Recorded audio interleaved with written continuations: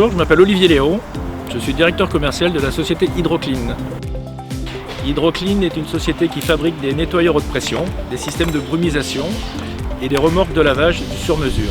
Nous sommes basés à Pontivy, dans le Morbihan, et nous travaillons sur toute la France.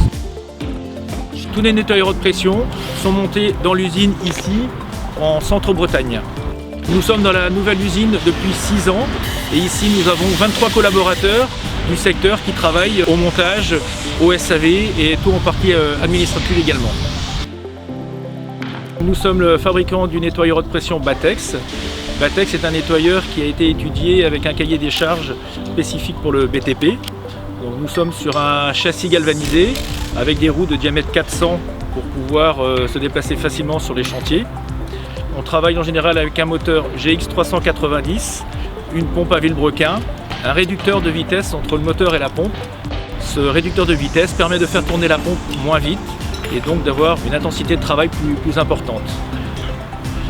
Donc il existe 4 versions de nettoyeur Batex, 2 versions 200 bars 20 litres minute et 2 versions 230 bars 15 litres minute.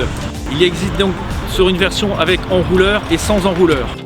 Sur cette panoplie d'accessoires, nous avons un pistolet, un flexible haute pression, une lance double qui permet de travailler en haute pression et en basse pression en diminuant la pression donc, avec la lance double. Et il y a également une buse G-plat et une rotabuse. De nombreux opérateurs chez Hydroclean sont présents depuis plus de 20 ans, ce qui leur donne une grande expérience concernant le montage des nettoyeurs Batex.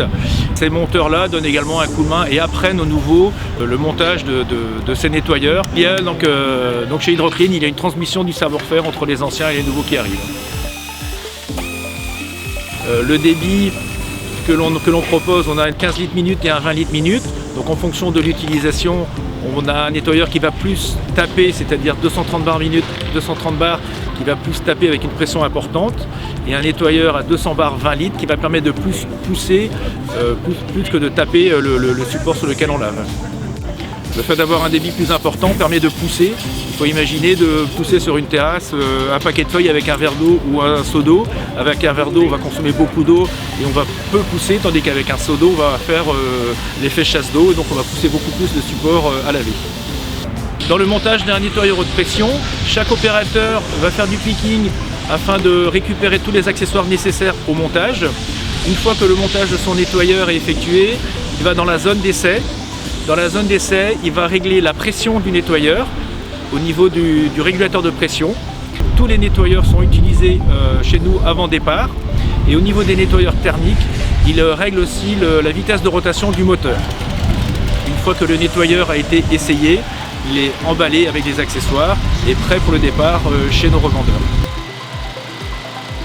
Pour alimenter un nettoyeur haute pression en eau, il faut bien évidemment une eau de qualité parce que toute particule dans l'eau pourrait avoir des incidences au niveau du vieillissement de la pompe, donc des pistons, des clapets, mais également au niveau des buses ou rotabuses. Donc là on est sur un nettoyeur thermique 200 bars 20 litres minute, donc série Batex, un moteur Honda GX 390 sur une pompe à vilebrequin. Entre le moteur et la pompe, on a un réducteur de vitesse qui permet de faire tourner la pompe à 1450 tours quand le moteur tourne à 3600 tours sur un châssis galvanisé et un capot peint. Le nettoyeur est équipé d'un enrouleur avec 15 mètres de flexible, une lance double, une rotabuse, une buse G-plat et un prolongateur qui permet de travailler assez proche des supports quand on est en hauteur. Pour la mise en route, on met l'interrupteur sur on. Donc dans un premier temps, on n'alimente pas la pompe en eau afin de faciliter le démarrage. On va mettre le starter, donc on va ouvrir le robinet pour d'essence. On va mettre le starter. On va démarrer le moteur et on va allumer l'eau.